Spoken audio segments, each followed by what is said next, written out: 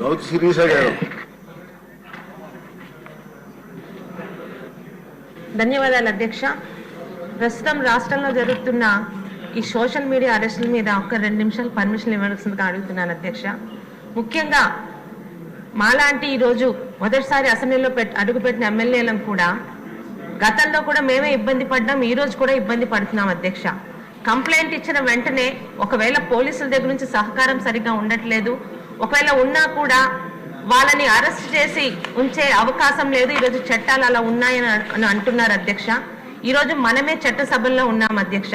ఈరోజు ఒక తెలుగుదేశంలోనే కాదు, అన్ని పార్టీల్లో కూడా చాలా మంది ఇబ్బంది పడుతున్నారు అధ్యక్ష. మీ ద్వారా హోమ్ డిపార్ట్మెంట్కి, అలాగే ముఖ్యంగా దీని మీద చాలా పట్టుదలతో ఉన్న డిప్యూటీ సీఎం గారికి, అలాగే ముఖ్యమంత్రి చంద్రబాబు నాయుడు గారికి విజ్ఞప్తి ఏంటంటే, దయచేసి ఈరోజు అరెస్ట్ అయిన వాళ్ళు మళ్ళీ వెంటనే బయటకు వచ్చి, ఎందుకంటే దాని మీద 41A నోటీసులు ఇచ్చి వదిలేస్తున్నారు అధ్యక్ష. వాళ్ళు బయటకు వచ్చి విపరీతమైన మళ్ళీ రెట్టింపుని ఉత్సాహంతో అదే సోషల్ మీడియాలో మరి అదే విధంగా వల్గర్గా పెడుతున్నారు అధ్యక్ష. ముఖ్యంగా ఈరోజు జగన్మోహన్ రెడ్డి గారు పశ్చాత్తాపం అనేది లేకుండా ఈరోజు జిల్లాకి ఒక ఇన్ఛార్జిని పెట్టి సోషల్ మీడియాలో వాళ్ళని మీరు కాపాడండి అని ఆ రీతిలో వెళ్తున్నారు అధ్యక్ష.